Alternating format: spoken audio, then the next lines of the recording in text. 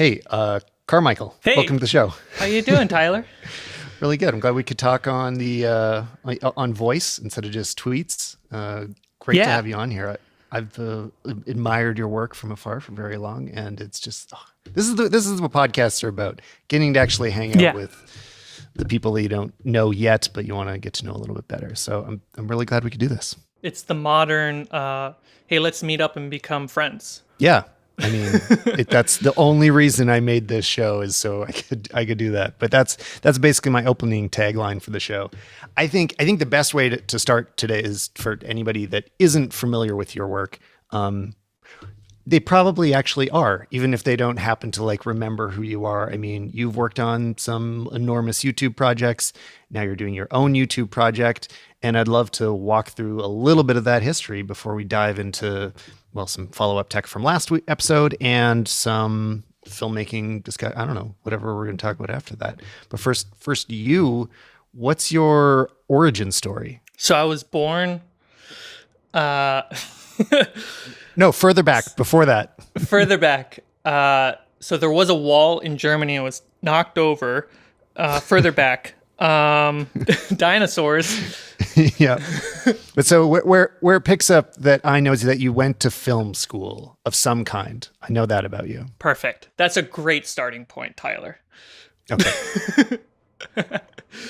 Yeah, so I went to film school in right after high school. I almost signed up for the Marines, but I got a phone call that I was going to start in an early semester, so I went to film school instead. And I traveled from Minnesota to Fort Lauderdale, Florida, then to New York City, then upstate New York, and then drove by myself all the way to California and had more film school. All in the pursuit of like how do you make a movie? Like what are the jobs? What are the crafts and skills that it takes to make a movie? And then while I was here, I eventually stumbled into meeting the Corridor guys, and I became Jake's assistant slash janitor until I said, "Hey, can I edit something?" And From humble beginnings. I was mopping floors. Then I kind of just moved up the ranks and took control over what used to be the Sam and Nico channel, and it just evolved. It was like, hey, vlogs can be something interesting. This is like the beginning of Casey Neistat's exploration into vlogs. Jake had presented the idea to Nico and I was like, I'm down if everyone else is down. And we kind of just rolled into it, and I just haven't stopped filming. Well, and I try to always remember the context. I've said this a few times on the show, but add the context of when vlogs transitioned from sitting talking heads, like you're at your desk and you talk to your computer, going outside and moving the camera around was a big step that we totally forget had to be kind of Right. invented. Like nobody was doing that at some period. And yeah, you guys were on board with it right there. My experience of discovering you and Corridor was, I think, like so many, was the first VFX Artist React was like the one where I'm like, oh, there's this crew of people sitting on a couch. There's like a bunch of faces I start to recognize. Oh, they made all those videos I've seen and didn't know was the same group. And then instantly after watching that one, I went back and watched the whole back catalog of every vlog you ever made, which is like, it's so great that you guys have that back catalog of like older work to look at. Cause like, yeah, we can see those first moments when you were just figuring out like what is a vlog going to be like for us? What's that storytelling? So yeah, I did it, like went back in time and experienced it all, which I recommend for anyone. The early vlogs were like, I still see when I watch some of them the immaturity, but also the clear nuggets that continued on with me. But it was just like, okay, let's just make one. Let's try to release 2 this week. Let's try to release 3. How many are we making? Let's just try to go for every other day. Sure, they're 2 minutes. We can do that. I'm down for that. The editing process was Yeah, it's only 6 minutes a week. yeah.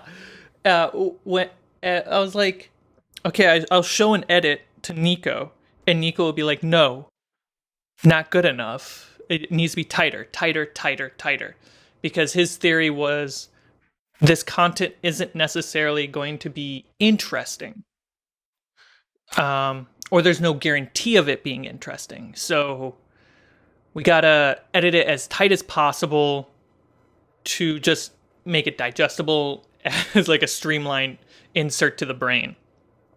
And he was like, go watch PewDiePie's content and do that. I was like, all right. He never gave me an editing notes after that on the vlog. But we did every other day.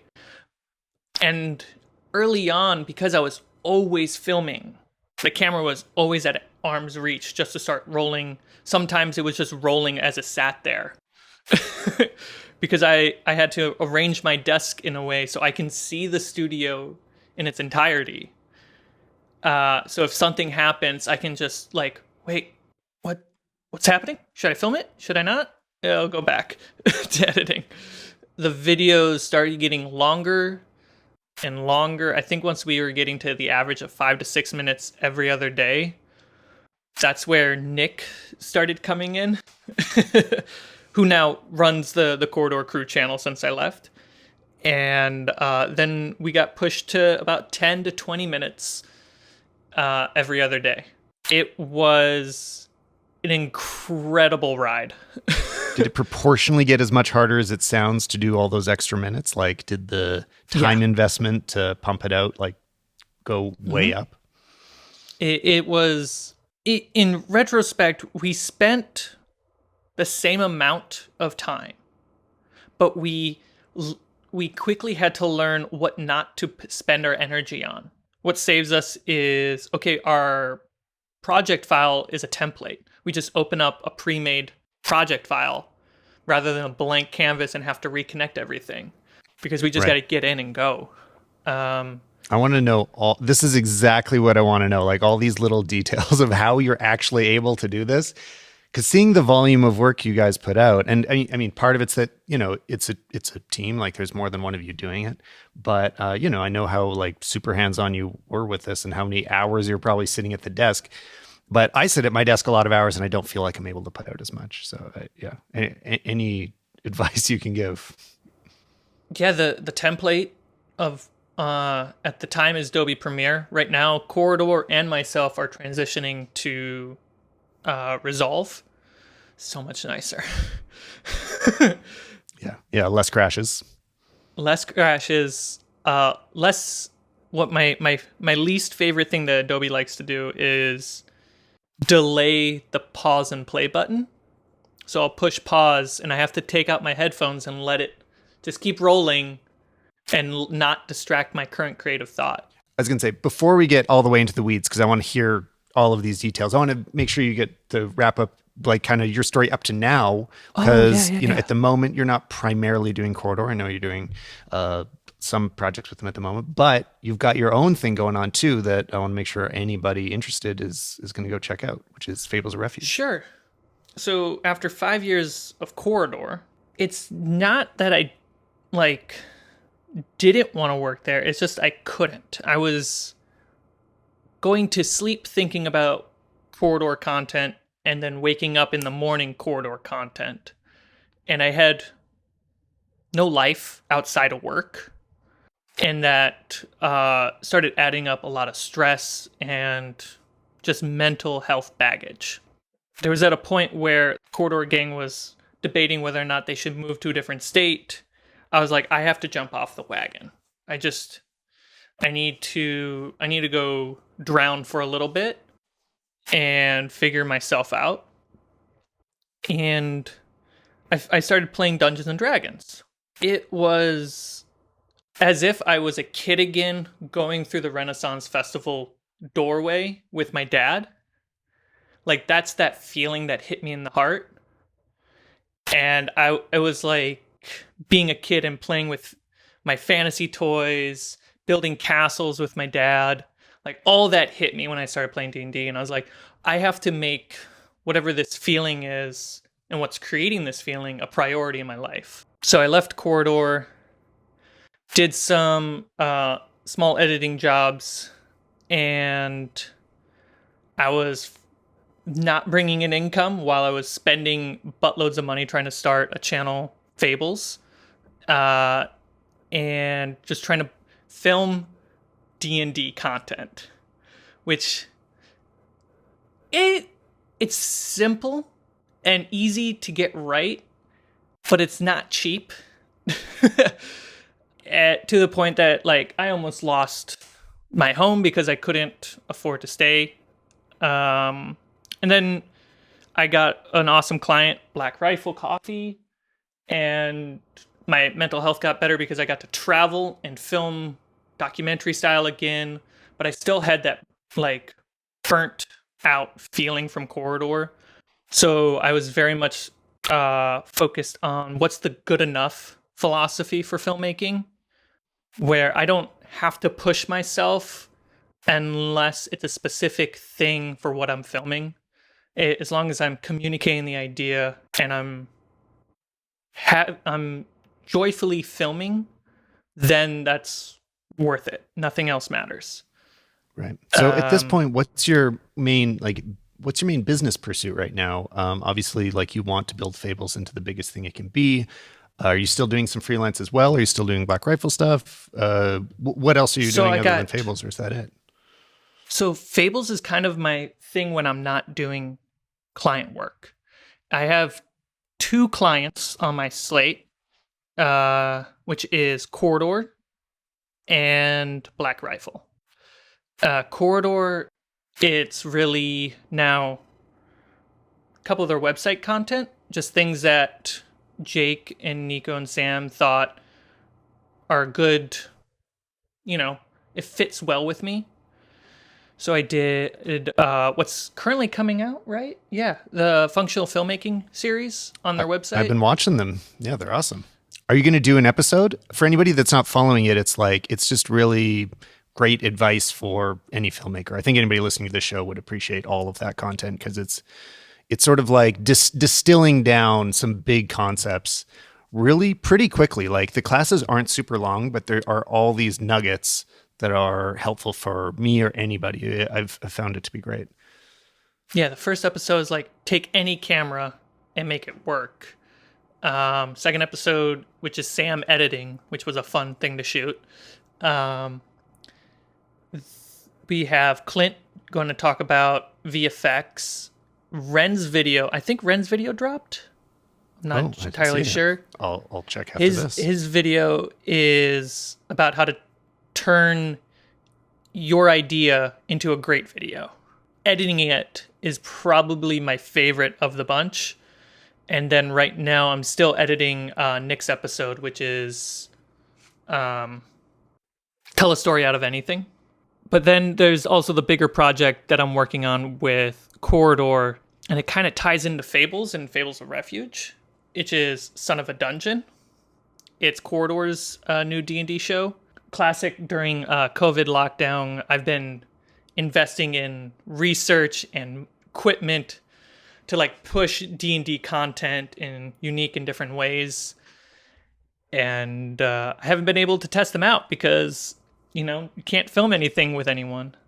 So being able to go shoot Son of a Dungeon with the guys and test out all those tech things, the theory things, and push those ideas on a practical level was exciting. And we got the footage is about 14 terabytes.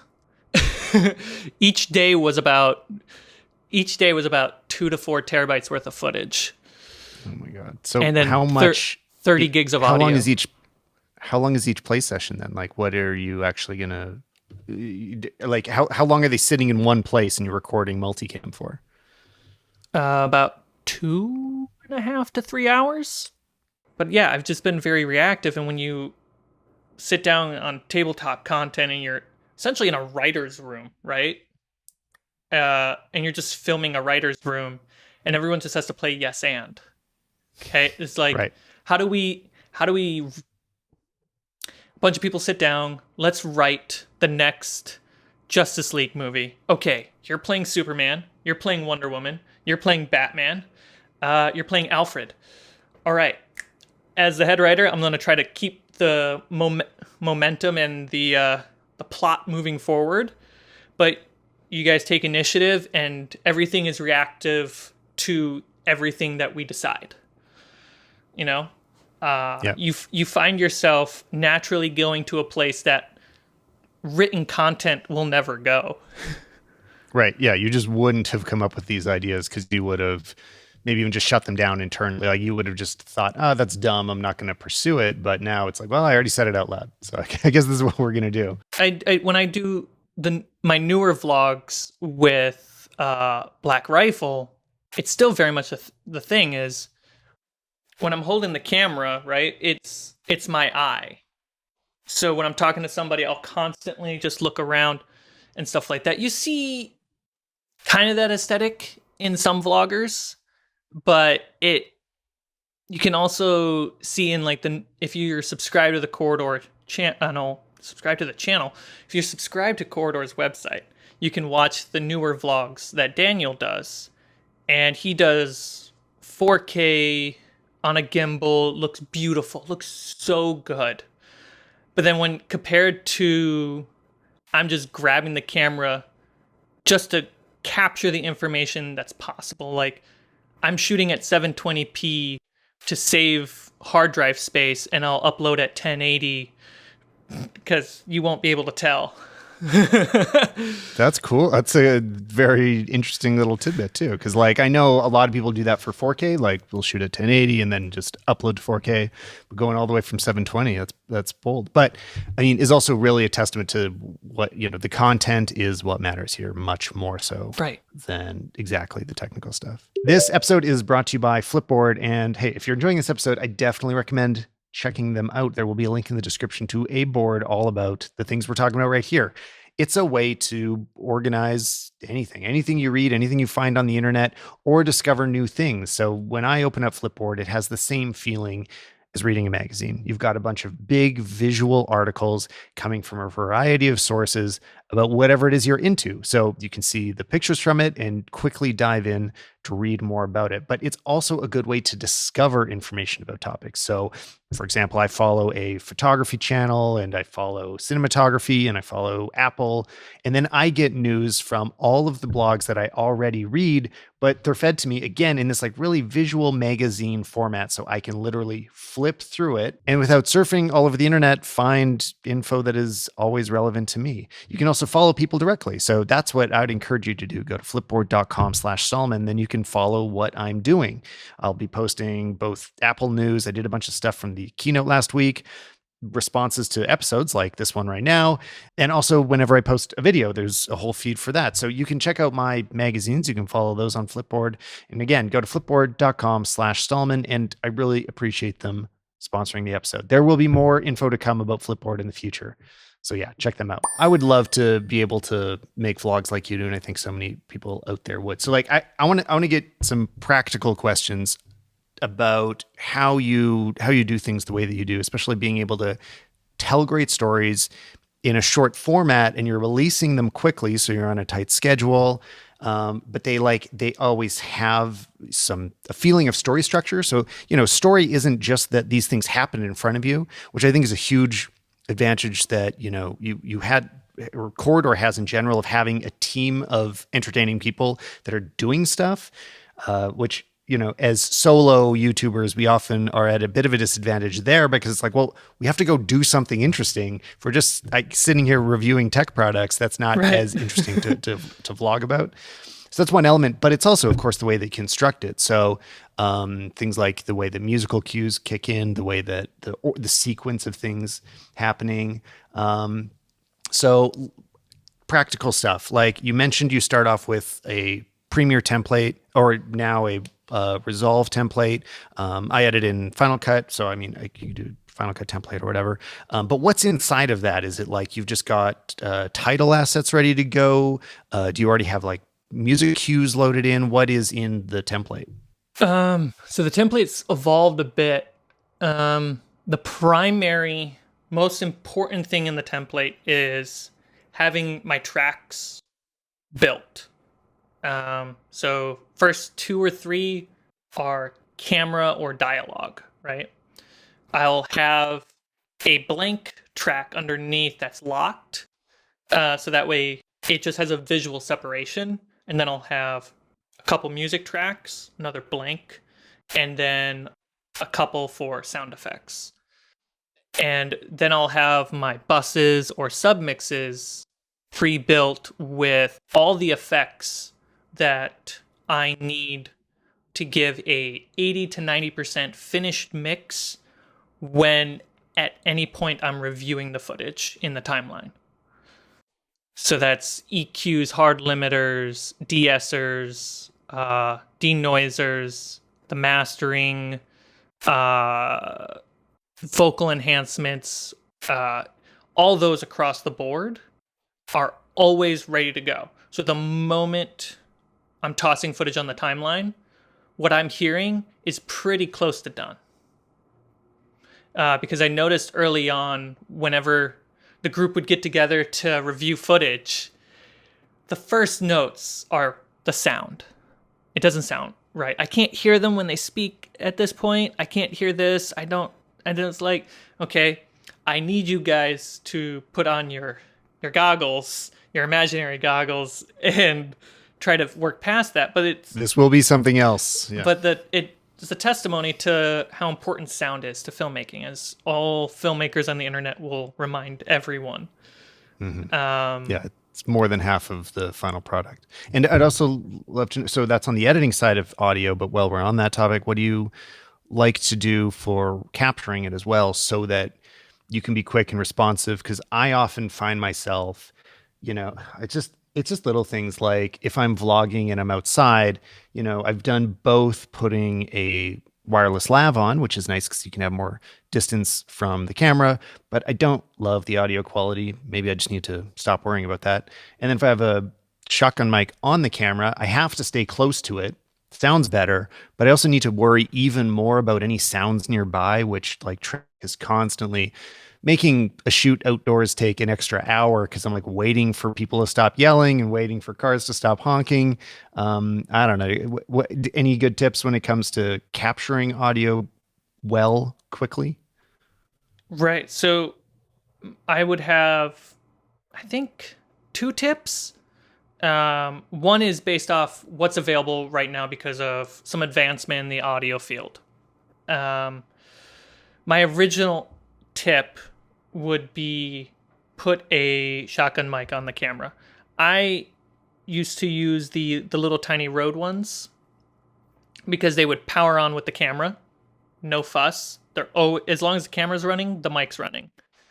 I would have to go get a wider lens because I need to be closer to the camera, but I don't just want this frame. I still want my medium. So I would go get a 10 mil, specifically a zoom if I could. So a 10 or 11 to 20 is pretty good. So that way I can choose between a close up and a medium on an ultra wide lens. Now with like Deity's little on-camera microphone, because it utilizes the stereo recording on some cameras. There's the front mic and the back mic. You can I plug absolutely in. love that one. That's like what I think of as like the best vlogging mic right now, just because of that flexibility. It doesn't sound Right. as good as some of the bigger ones. Like for Sure. quality, I still prefer to use I use the Rode Video Mic Pro Plus because that's the good one I have. There's some other new ones that are also great, but that flexibility of recording both directions, like priceless. It's so great. worth it. I remember we were at Corridor. We went to VidCon once, and I literally had like this whole double XLR mic setup just to like figure this out. But the Deity mic has a input, so you can hook up lavs to it. So you can have the flexibility of having that on-camera shotgun mic that just records a blast right in front of it, And if you want to get a clean, quick talking head, just pull off the little Bluetooth mic and just get a quick, clean talking head. And the intercutting between the two feels so good. It feels like you're watching a professional documentary. I totally forgot that plug is there, and I haven't been using it, and I don't know why. So I should go back to using that because yeah, it's so awesome. Like they really thought through this super affordable mic that it's that's the great thing. It's kind of the best choice, and it's at a sort of entry level price. Like it's not the most expensive mic out there too. So it's like $80 to $90 for anyone who doesn't super know. worth it. Totally. And then, I mean, also the price of the Rode Wireless Go kit is also pretty reasonable. They have a new one as well, which can have 2 lavs on it. So yeah, you can be so flexible right now. We're in kind of a golden age of audio choices. This episode is also brought to you by Mixkit, which if you edit videos, if you're making a vlog, you absolutely want to check Mixkit out because they provide free resources for any kind of video creator. They both have videos, so like stock that you can download and you just use inside of your projects.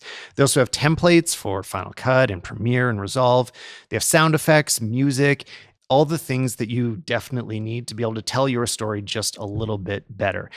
And it's free. Did I say it's free? I still think that's totally crazy. You can just download this stuff, put it in your project. Because if you didn't know, you can't just go download anything on the internet and use it in your creative projects. You need a license. And that is what Mixkit is providing to you. So I'd recommend go to mixkit.co/r/Stallman or click the link in the show notes and see what they have for your next project. There's a ton of it there. It's really easy to use. Just download it. mixkit.co/r/Stallman. Thanks again for supporting the show. You mentioned lens choices that 10 millimeters. You're usually shooting on cropped sensors, I imagine. I think from what you've said, the cameras that you use. Yeah, we mostly shot APS-C. We played with some full frame, which was an experience going to a 10 mil on a full frame. It was so overkill. Yeah, see the back of your head. Yeah, and I think the guys now use full frame sensors for most of the stuff, unless they're just utilizing old cameras for multicam stuff. I think their podcast, they're using like a 1-inch, but that's deep in the weeds. If you're going to be running around doing something vlog style, you're still doing Black Rifle stuff. If you are just going to spend a whole day with one lens, what are you going to take with you? If I'm on APS-C, I would be somewhere around 10 or 11 to 20. If I was on full frame, it would be 16 to 35. Right. Yeah. That's what I figured. And I mean, even slightly better now, which I don't have it, but is on the Canon side, if you have an RF, that 15 to 35 is the total sweet spot, on a full frame, 15 millimeters. And it's stabilized and the sensors are stabilized now. I mean, yeah, there's some awesome choices out there. Yeah, I primarily shoot on the A6600. My first camera was the A6400. Very first camera. I got it after Corridor. That's quite. I've been fortunate enough that my career is yeah.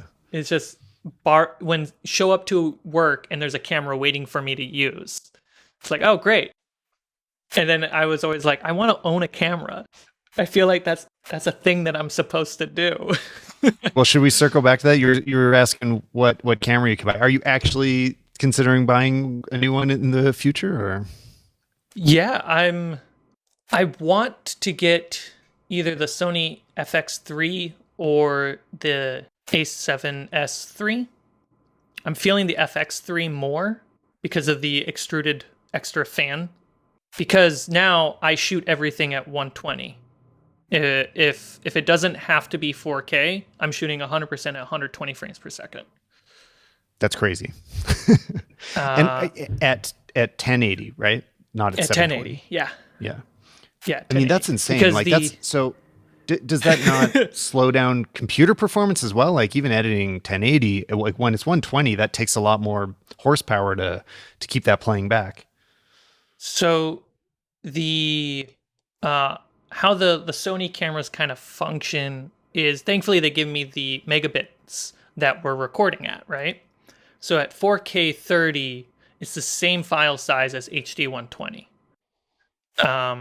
So if I'm shooting at 4K, which my Fables and D&D stuff is all 4K 30, so that way I can shoot that and crop wide in and crop in, and we can get emotional beats. So my system has to handle that. The most important reason I shoot 4K is the exact same. It's like for just talking heads. It's more important than the B-roll. Like, it's funny because like the beautiful B-roll shots kind of matters less. That can be 1080 and nobody will notice. It's like shallow depth of field. That makes it less sharp anyway. It's those like everything's just sort of in focus. It's your face and you want the flexibility to go in and out. That's when resolution starts to actually matter. So, right. And it's a philosophy that's evolved from the vlogs. When we started the vlogs, we were shooting 24 frames per second because it's like, for filmmakers, we have to shoot at 24 frames per second. And then my thought was, what's the refreshment rate on all the devices that people are watching our content? Is it 48? Is it 24? It's 60. Okay, half of 60 is 30. So that means it's going to feel smoother to the audience if I'm shooting at 30 or 60 frames per second. So we started at 30, and then eventually I pushed it to 60 frames per second because I was tired of not being able to slow down a single moment to fit a beat. right. So I pushed everything to 60 frames per second, and we just edit at 30, and we just lose those extra frames if we're not using them. And then obviously you compensate on your shutter if you want the right look. But now I'm at 120, which 4x slow-mo is a beautiful thing, where everything I shoot is a potential B-roll shot. There's no like, oh, let me stop to switch to the B-roll mode on the camera. I'm doing my talking head, and they can go straight into doing something, and I'm following along. And as long as it's in focus, it's a usable B-roll shot. Yeah. Yeah, that's really smart. Yeah, I've thought about that too. There are times where I've shot all 60 because of that. And it's so hard for me to watch the videos that I shoot like that and not feel like, oh, I really wish this was 24. Because like it's on a practical basis, it's just so worth it practically. It is so much faster for sure. And more flexible, right? Because now, you don't have to reshoot it in slow motion. It's like, okay, I think we captured that, but can we recreate that moment in slow motion? Like that is not ideal for a responsive vlogging style, run and gun shooting style. But what I've learned is when shooting that high frame rate, it's because what I've noticed from my clients is because of how quick and reactive I can be, because I've made it so with my tools, it's not a hassle to say, oh, let's try that one more time. Because I messed up. Can we do that one more? Right. Other things I was wondering about. Oh, I was just like watching some vlogs ahead of time. I'm like, oh yeah, okay. Here, what could I ask them to make me better? So one thing I noticed is like musical cues. Like it took me a while of watching the Corridor vlogs to notice that, oh wait, the thing happening with musical cues is similar to either documentaries or actually even more so reality TV, like the orchestral string buildup to a suspense moment.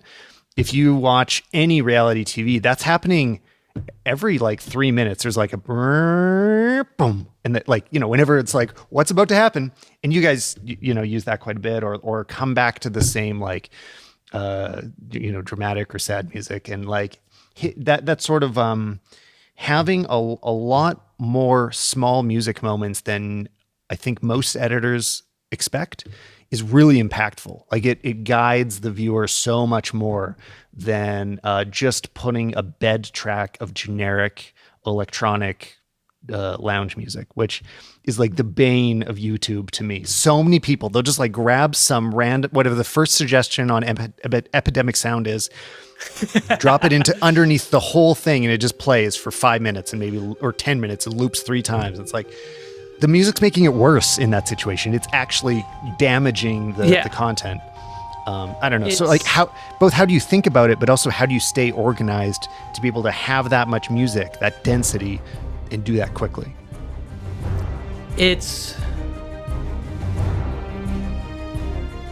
is my thinking phase.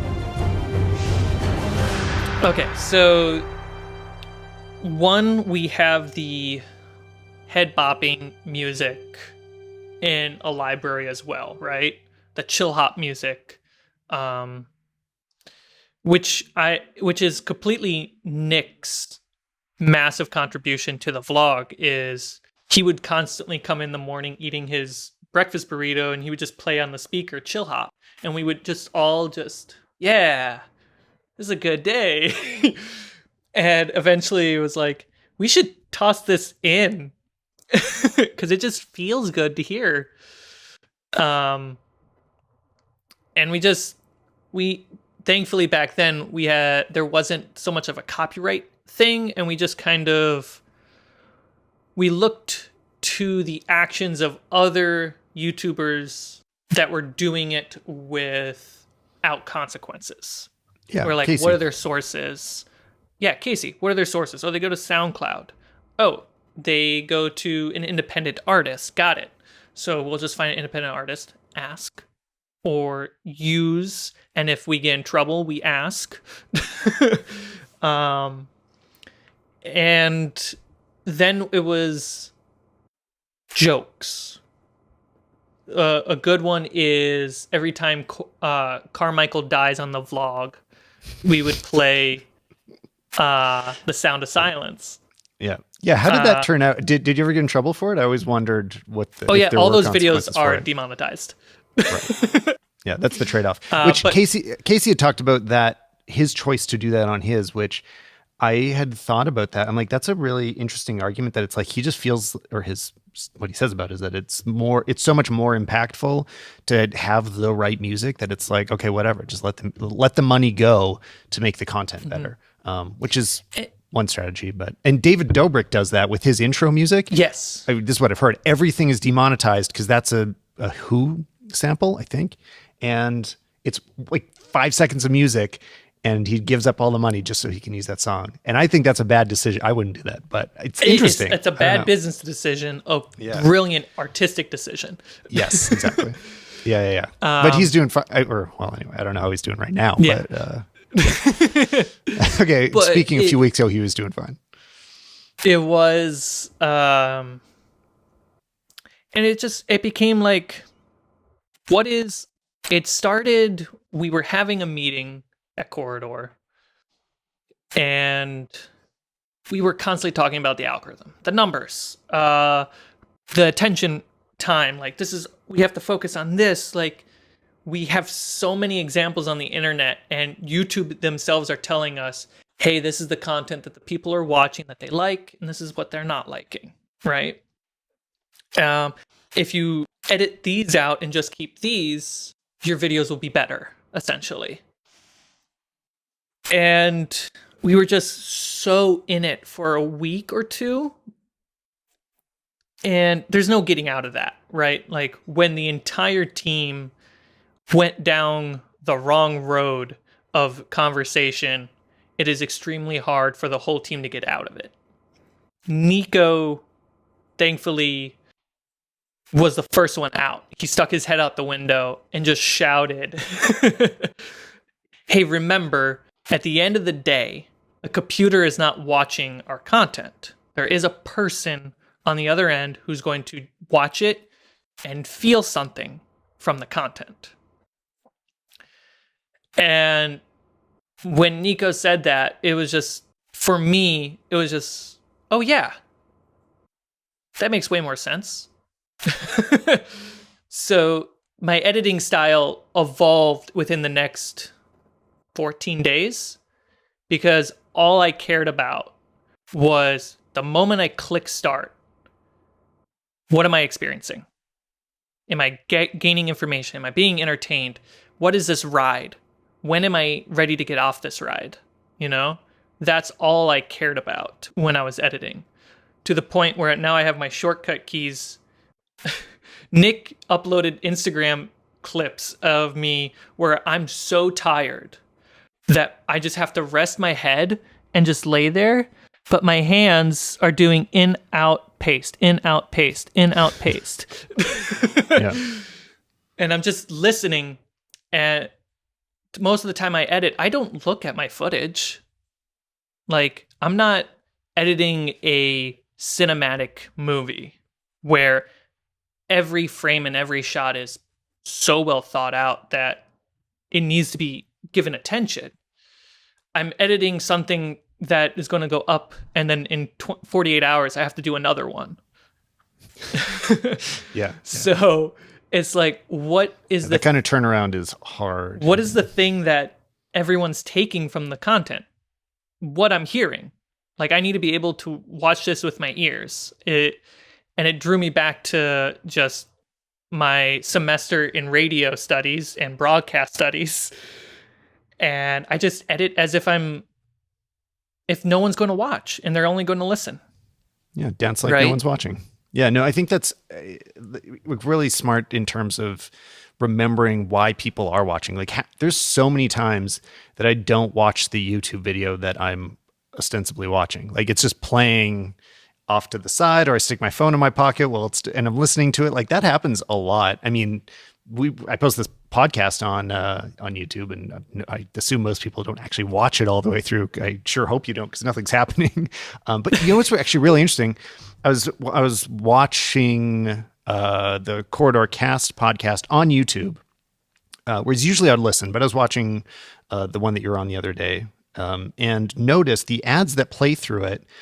Like, there's a Peloton ad, and it was audio only. It just showed full screen the Peloton logo, and then played an audio advertisement. It knew it was on a podcast channel, and so they optimized for it, which I'm like, that's so smart. Even though they're still advertising on YouTube, they're aware of who is consuming this content right now. So anyway, I mean, as a creator, as like the person making that content, you should have that same awareness. Like, what is the purpose of this right now? At some moments, the purpose sometimes is to show, right? Like, if you're doing VFX artists react, like, sometimes it's all about, you do have to see the thing for this to make any sense. Or if I'm doing a tech review, it's like, right now, you just have to see the product, because that's the whole point of this moment. But being aware that, like, okay, but then for the next 30 seconds, it's actually all about the idea that's being said. So yeah, like, I think it's really smart to kind of like separate that thought process of how you do each one. But you've obviously completely mastered it at this point. I mean, it makes sense. It's a game of resources, right? It's like playing any survival video game. It's how much resource am I taking to fill up my bank, and how much am I spending to keep the whole thing running? So if it's more efficient just to record an audio ad for my audio podcast, even though it's a vodcast, and that is a faster turnaround time for the editor because they have X other things to get done in the day, then let's do that. The person watching, like, when you watch it, your brain will go, oh, that makes sense. Right. Yeah, you'll figure it out. It's good enough. So I feel like I still have to follow up on a few other things that I was talking about in the last episode. I meant to do this earlier, but before we completely run out of time. Which one was the last one? So I had Sarah Dici on in the last podcast, and we were talking about the Apple event. And I have some very direct feedback or follow up from that, because some of the things that were announced and released, I now have and have been able to play with since then. Most interestingly, a purple iPhone. Actually, it's not the most interesting. Most interestingly is AirTags. I mean, that's pretty interesting. Yeah, the purple's nice. I mean, you've seen purple. If you've seen the commercial, you know what it looks like. The purple iPhone is purple iPhone. AirTags, though, I think there's more to say about it. Do you have any interest in AirTags? Like, is this it's $30. You could throw it in your camera bag. Do you feel like you need these to keep track of your keys? Sometimes I feel like I need to track my keys, but also I have a home for them. And if they're not in the home, it's, okay, what would be the other two options where they would be? And if that fails, which is extremely rare, that's where a device attached to it. But I also like having using technology to track items. I feel like my same hesitation is with my love hate with Hue light bulbs is, oh, can you turn on the light in the room? Let me open my phone. Let me swipe to the app. And it's like, can you just get up and turn on the light? Yeah, I know that feeling. Yeah, I don't go down the path of smart home because of exactly that. I don't find that trade-off to be worth it at all. It's so much. But I think I think it's something that you mentioned either in a video or in a post, is that it makes a lot of sense for the big bags, your equipment gear. It's a peace of mind, it's insurance. Because like the week that I went to Guatemala, my camera bag was in the truck. My camera is with me at all times. So the things that I'm always having on me, I don't need a tracker. But things that I just want a peace of mind for something, especially when traveling, is a great idea. Like if I go on a vacation or work trip, any piece of my important gear or luggage that I have to be away from, having just pull up my phone and making sure it's still at the hotel is a good feeling. Yeah. Yeah. That's the extent of my feeling towards those. I think of it in a similar way to becoming dependent on maps, for example, on a digital map system where you can navigate a certain amount inherently because you have a human brain. And as you lean more on technology to do that for you, you become, or I become, worse at managing it yourself. You memorize street paths less. You put less effort into building those internal navigation systems, and you lean on the tech version. And I think that same effect will happen from having a digital key tracker. That said, I've already talked about this, but the day before AirTags were released, I was late for a photo shoot because I couldn't find my keys. And they weren't where I usually put them. They weren't in the tray by the door, which is where they almost always are. They weren't around the house. I looked for 20 minutes and they turned out to be in my hoodie pocket. Not the pockets I was checking, but the hoodie pocket I never use. And for some reason, I just threw my keys in there. Why did I do? That's like so... And so that's sort of one of those, like, it's hard to manage for that. Obviously, what I'd done is just picked them up before, like, as I was on my way out, I put them in that pocket, and I had just done that moments earlier and forgotten about it. That's just me being dumb. And I just feel like it's worth never having that happen. So yeah, I've got them on my keys, and I've strapped them onto, what worked really well was putting them on my SanDisk hard drive because it has like a keychain holder on it. So I strapped it around there because when you're at home, you don't really lose a hard drive around the house. But when you're traveling, like I've had some nervous moments where I'm like, actually every single moment that I go to look for my drive and it's not where I last placed it, I panic for a second. Like my heart jumps up. Even if I find it moments later, there is a moment where I just like, okay, what isn't backed up yet? What am I like? How much time am I going to lose if this isn't available? So I don't have this feeling anymore because I don't own a vehicle anymore or a car. I just have an electric bike. Is when you go out to find your car on street parking, you kind of just misplaced it in your mind where exactly you parked, and you're coming out of the corner and you're like. Yeah. You have to go around the corner, and there it is. yeah, for sure. I know. I would definitely toss an AirTag in a car. That'd probably be one of the smartest places to put it. Yeah. For me, that's what it's about, is like getting rid of that heart jumping moment. And so far, using it, like they really work great. I had Tiles before, and I feel bad because Tile came up with this whole idea, or I don't know if they're the first ones, but they did a good job. They did absolutely everything they could, and it kind of wasn't enough because they didn't have the hardware support of the biggest, most popular cell phone network in America, which, once it works natively with iPhones, meaning anybody with an iPhone can detect your tracker by moving past it, which is, I believe is really fully secure. Like from everything I've read about how this works, there is no useful information at all being passed to the phones of everybody else that is nearby that actual tracker. So it seems like Apple's really thought through the security of this. I mean, they talk about the And privacy a lot. They yeah, it's a to the point that you have to believe that it's a priority of theirs. Um, which is whether it is advertisement or just which it is. propaganda, just to whatever it is. Yeah. At the end of the day, they're also the only ones who's using that marketing. Yeah. And I mean, I Which believe it. I like it is marketing, but I also believe it because developers independently verify a lot of this stuff, right? They are able to see sure, what's going yeah, on in a lot of ways. And of course, there could be levels deeper of something else going on, maybe, but a lot of the stuff is pretty visible. And often, when there is an issue with any sort of software leaking information, like this stuff comes out, like people find out. And Apple's been, the building of trust takes years, and they've been the most effective at building that long-term trust of like, look, there haven't been any big security breaches. And or especially I because part of what I'm addressing here is people like just having a general concern of not understanding what's happening. But there are constantly independent developers and hackers trying to exploit all of this, looking at every line of code they can find.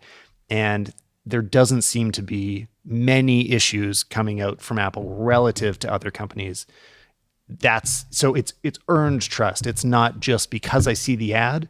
It's also because they're building a track record. And as long as they continue to do that, they're going to continue to be, I think the most, from a privacy angle, the most trustworthy tech company out there. So, yeah. like my favorite thing about my iPhone is the ability to mute unknown phone calls. If my phone does not recognize your call, it mutes and just sends you off to voicemail. I can go 10 days not knowing that you called. That's smart. I haven't turned that on, but I feel like I should. Literally yesterday, and I tweeted about it, is something was catching the corner of my eye, and it was my notifications on my lock screen.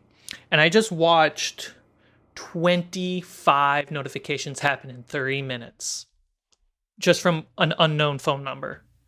Right.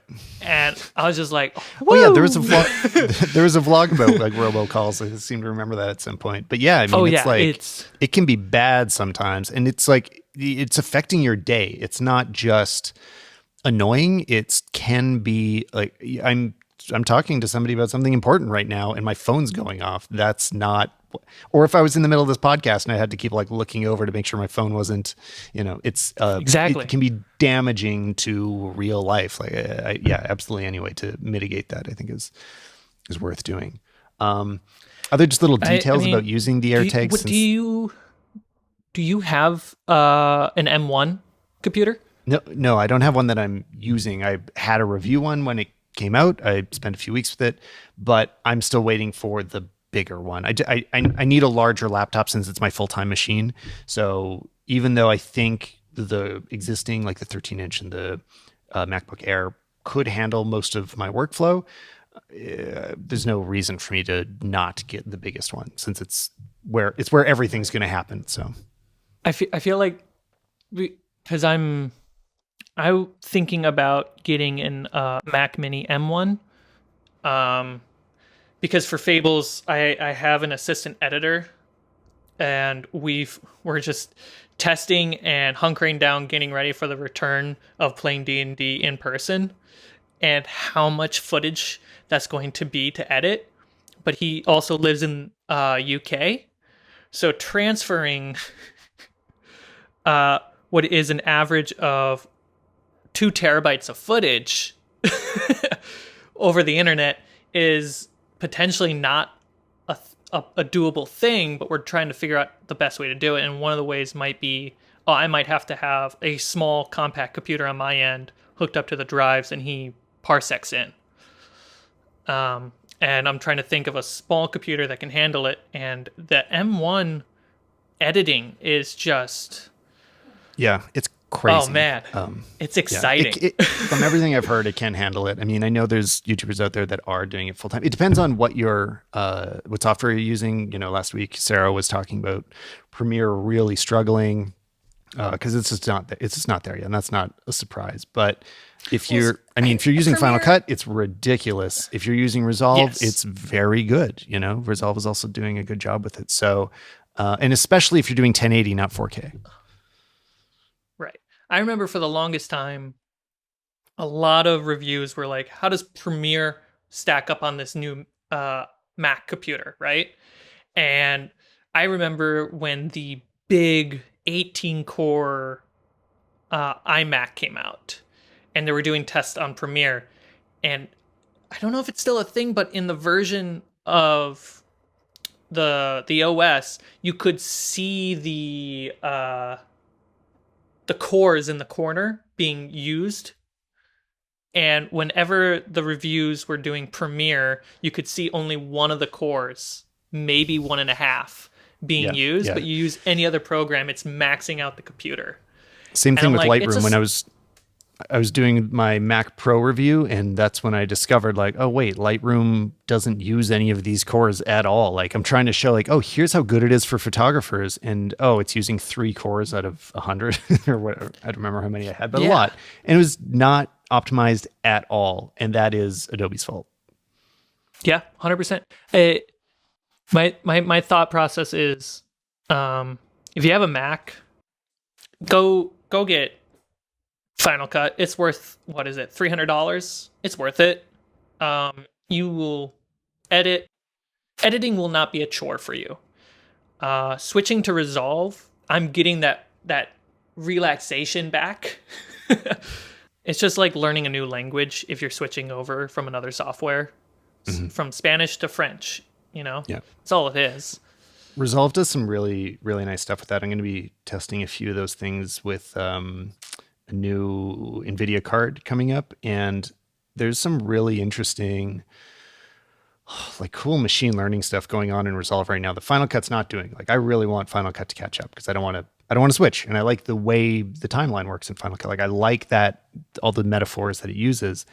But there's just some specific features in Resolve. I'm like, man, that is so smart. Like the facial tracking that fully, like, it's mapping it in 3D. So it's not a dumb tracker that just spots some points, but it can mesh over the face, and you can add digital makeup with it. You can do skin corrections. Like, oh man, that stuff's so good. The new slow. So yeah, speaking of shooting in 120 frames per second, now there's new slow motion algorithms that use AI rather than just kind of traditional dumb frame interpolation where it just looks at each frame to slow and blends them, where you'll see crazy artifacting and it doesn't look realistic. Twixtor was the big Twixtor. I was trying to remember what was it. It was a TW something. Yeah. And now Twixtor was so cool. It was magic, totally. But now it's built into Resolve, and it really takes advantage of the more GPU power you can throw at it. So this is a case where the Mac version will do a little not as well.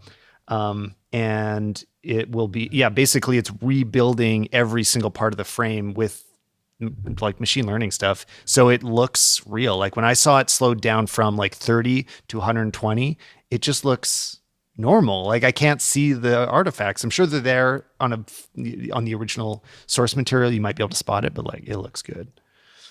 I mean, well, I hope Apple unlocks the new M1 chips or the computers that use them to use external GPUs. I know that's a heartbreaking thing for everyone who's invested in those, especially people who use Resolve on Mac. But it's just nice to have an external super-powered GPU to just help with dumb stuff, I guess would be the way to say it. I mean, if you pick up the Blackmagic external GPU, I don't actually know the status of how it's working with M1. I got to do my It doesn't homework work with them. I deep dived. They don't do it at all. Okay, yeah. So, I mean, I was hoping they'd still at least support. Right, yeah, no, that totally makes sense. But the big question is, how's it going to work with the bigger machines? Once they eventually Appleize the processor in the Mac Pro, what's that going to look like? Because very unknown. I don't know the actual app name, but Sam at Corridor is working with the developers, and at the end of the day, it's only on iPhone. So what we're going to be doing for Son of a Dungeon is going to be a mix of iPhone footage and cinema camera footage. But this app takes the I forget the gyro data of your phone and saves it into metadata of the video file that you're recording. And when you bring the footage into After Effects, that metadata is now tracking data instantly. Yeah, no, that's amazing. So I've been looking into this too. I think Camtrack AR is the one. I think suspect. It's Camtrack. Yeah, so I have it on my phone. Like I'm ready to use it, but I don't do VFX stuff like you guys do. So I'm more like I just want to see this happen, and I want to see if I could do something with it, but I haven't yet. But it looks amazing. I'm so excited to use it on our green screen footage. So at the end of the day, like the marketing pitch for Son of a Dungeon is VFX artists play Dungeons and Dragons, right? Okay, guys, we need to like kick the door down with VFX footage that the D&D community has never seen before. For the longest time, we were just going, I guess we might have to skip over this. And Peter rendered the sickest of sickest VFX footage to the point that we're like, oh, we can do this and it's going to be insane. And now when we're doing like a couple episodes, I've been doing VFX kind of like B-roll markers, and trying to think of like what's a cool VFX shot that can happen here. And because I know that the workflow is going to be streamlined with Camtrack, we just go on the green screen. I can think of the most ridiculous, cool cinematic camera moving shots to like capture the context of this situation. And then we're just like, how do we practically shoot that on the green screen? And then we just get the iPhone and shoot it. And then if a camera isn't moving, we'll shoot it on a cinema camera because it's easier. But it's so exciting. It's just a reason why I don't deep dive in VFX as much as the rest of the Corridor guys is I think it's just the mechanics of it. It's a chug. I like picking up the camera and filming it because it's captured, you know? I've communicated my idea so quickly. It's like as fast as picking up a pencil and writing. The fact that it's like, oh, there's no tracking. They're just shooting on the green screen. And then the background's going to be keyed out with a click of a mouse, essentially. And then linked to a VFX rendering of the battle map is insane. Yeah, no, it's like it's transformative, and there are so many things like this that are coming very quickly at us. That in just a few more years, what happened first was there is this ability for normal people, for kids, teenagers, to learn traditional filmmaking and make movies as good as what you could before with just your cell phone. Like that's the big step that has already happened, and we've been there for a little while. And that seemed like an impossible goal 10, 15 years ago. Now, the next step that we're entering into is that you can do more. You can go beyond what a traditional VFX artist could feasibly do in the time constraints that they're going to have by using your phone. It means you can, a teenager that has the interest and the passion can push harder and do crazier stuff with their phone than a full studio practically can. Like I say, it's like you could do it, but nobody has much time for VFX. I say the same thing. Like I don't like to get bogged down in it. I don't like being sick of my project by the time I release it, which is something that can definitely happen if you're going too deep on the edit, too much into VFX. It's like you're just like, I don't even remember why I wanted to film this in the first place. I just want to release it. The VFX schedule is like, I can't even magic, so I don't do it. But it's a hard thing on like Son of a Dungeon. The workflow, Natalie and Matt are helping editing it because 8 times 2.5 hours. We have to get through 8 feature films, They are doing the first initial pass, and then now they're going to be doing more of the second pass. Since I've been doing on episode 1 and 2, I've been doing kind of the second pass and kind of trying to take note of what are the things that I'm doing that keeps the quality standard up on the show, and then passing that on as directional notes. It's like, hey guys, you got to hit these. You got to like make sure you're doing the J's and L cuts. Make sure you're editing dead air. If it's more than 10 frames between the sound of someone's voice, cut that shit out. Make it aggressive, because we can slow down important moments after the fact, but everything else has just got to keep going. Do you keep a lot of these notes in your head? Like, so, I mean, just to imagine some things that I see is like, okay, so at the beginning of a lot of vlogs, it's like start with an establishing shots. You have a sense of place, and then everything you were just talking about like, moving through quickly, things like, okay, here's an appropriate moment to use a musical cue. Here's a time where you could have silence and let the music take over for a certain amount of time. Do you jot that down as like kind of rules you follow, or is it all internal? It's just things that feel right to you and that you remember? It depends. If it's more leaning on the mechanical end, I'm going to write it down. A good thing that a lot of people who watch the Corridor vlogs might know is inside the cameras that we use, because the DSLRs have the flip out monitor, and the inside is a sticky note that's taped over frame rate, ISO, aperture. It's like, make sure you're hitting this. Other than that, it's creative reaction. Should we start with an establishing shot? Sure. Do we need one? No. Is it interesting if we kind of start like work our way into out versus out to in? It's up to the feeling that I'm getting, and kind of the how are you digesting this content? Like, I clicked on the thumb, and from that core concept, do I need an establishing shot? Or should I just jump in following someone walking down a hall? The music cues, it's all about feeling. Like, is what this person's saying detrimental? Is what they're saying have high stakes to the overall MacGuffin in the story, right? Let's rise the tension. Like, it's supposed to be important. It should feel that way. When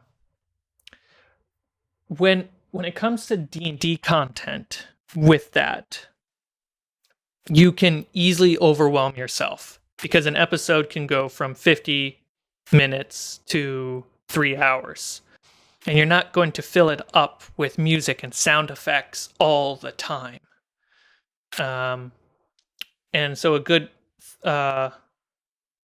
golden rule is do your sound design on the most explosive moments, and then entering a scene. And then when you enter a new scene, because if you think about it, if we're doing this podcast, right, as a story, a sound cue to tell us, oh, we went from one location to the next location kind of helps. Like, oh, we're starting a new scene. Right. Yeah. Same as people, I think a lot of people miss that, the purpose of transitions for that reason as well. Like visual transitions, if you fade to black, that means something, or the audience will assume it means something. If you didn't mean something, they will think it does, which is actually, so when we do these live streams, which is how we're recording this right now, a lot of the other streaming software had a default. Oh, what YouTube switcher. Channel are we live streaming this on? This is youtube.com/Stallman, if you ever want to watch it. There you go.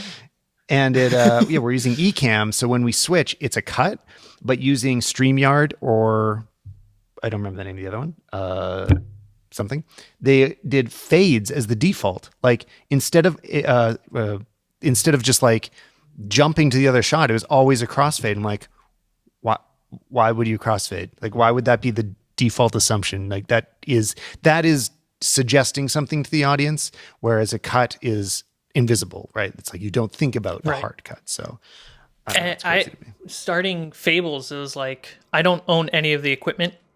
I borrowed everything. Like I only owned the 2 terabyte drive that I was editing off of, and I borrowed a laptop. I borrowed the cameras. I borrowed the lights.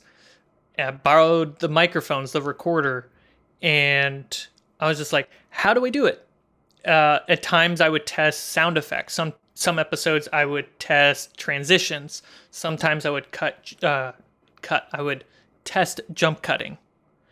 And I would say the first 11 episodes of Fables of Refuge, you can really see me experiment episode by episode. And it's like I was editing at 5 frames a second.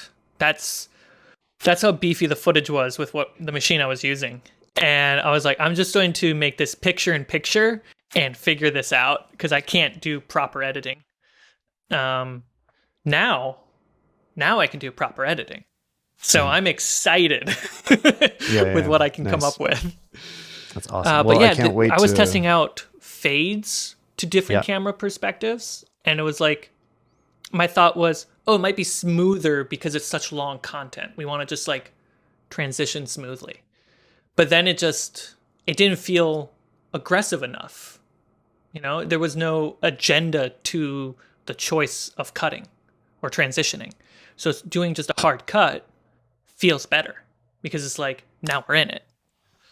I think a lot of people, when they first read stuff like this in a book, they think that they don't fully trust it. It's like, oh yeah, the fact that it's cutting communicates something. Like, yeah, right. Like I've watched a million movies and it's not communicating anything to me, but like once you actually start doing it yourself, you're like, oh yeah, no, now I know what that means. Like there is a very real difference between these choices. I really noticed it. I watched for the first time ever No Country for Old Men the other day.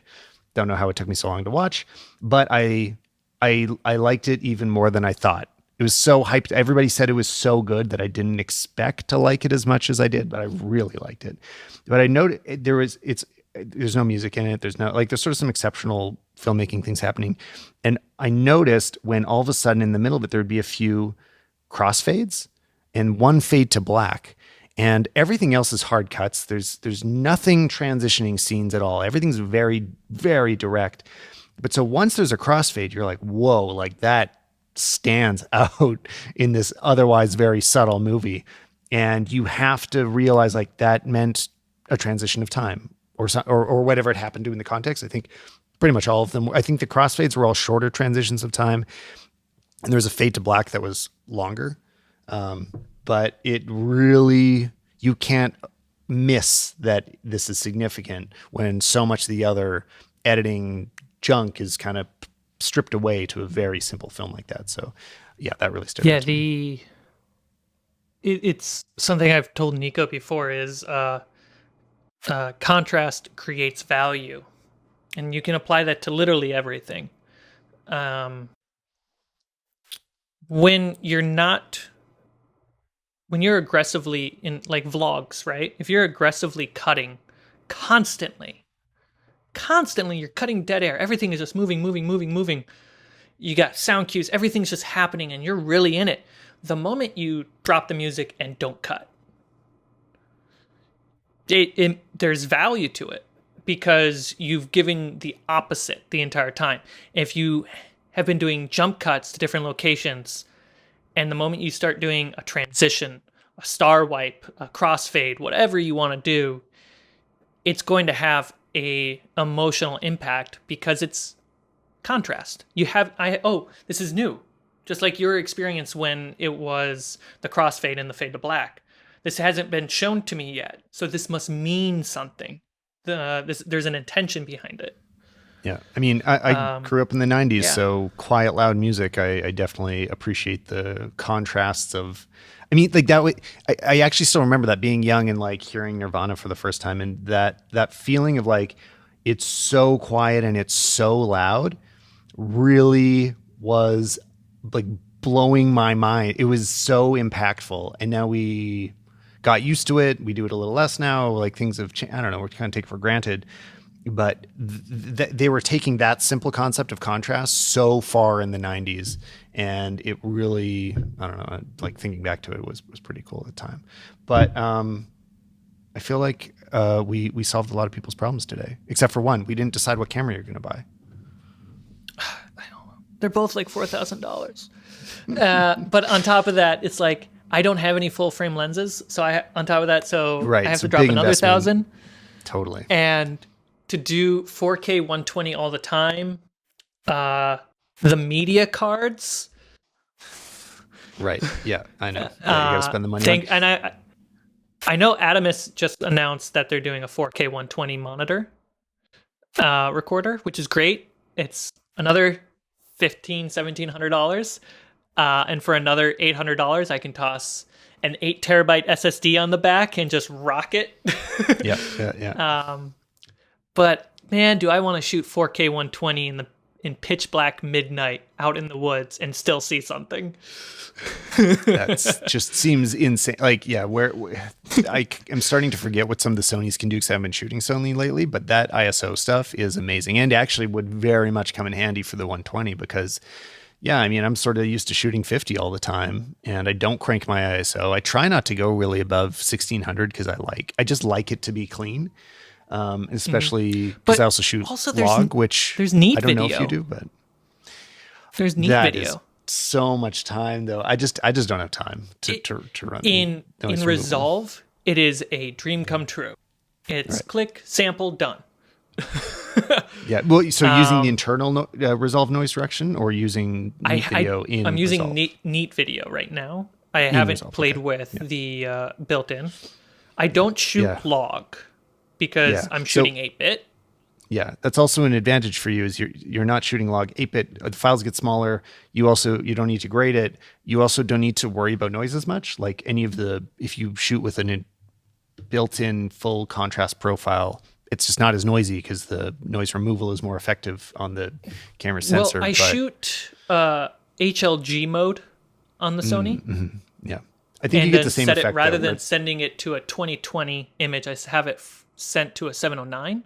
So what that ends up looking like for those trying to keep up with that chunk of math is it looks like the standard profile, but I just got 1 to 2 more stops in the highlights. Yeah. That's how I was shooting my A7 III until I ditched it. But part of why I ditched it is I just found the colors hard to work with in HLG. Like the basic image comes out like pretty good, but when you really want to refine it, there's always just weird saturation things happening that I couldn't solve. I couldn't like figure it out. So I've liked going back to a place where I'm just using like a default log profile. And then I know how to push that. I'm interested in using the new cine style of Sony. If I jump up, especially because it's their cinema line log stuff, the skin tone is so nice. That's just what it falls down to. Is the skin tone is so nice. I mean, color correction for me is not a big deal. I take a LUT that compresses blues and oranges a little bit, and I usually drop it down to 50-ish%. And then I just make sure it's consistent across the scenes. That's what I do. And it works. That's what matters most. Well, if anybody wants to find out what camera Carmichael gets, you should at least be following him on Twitter. If not, following him on YouTube for his much bigger endeavors with Fables of Refuge. But it was super nice to get to really meet you for real. Thanks for coming on. Oh yeah, man. Once you can come down to the US or I can come up to Canada, we can I'll play some D&D with you. Oh yeah, show me the ropes. I'd love that. Yeah. See if you can kill a dragon. We'll kill one together.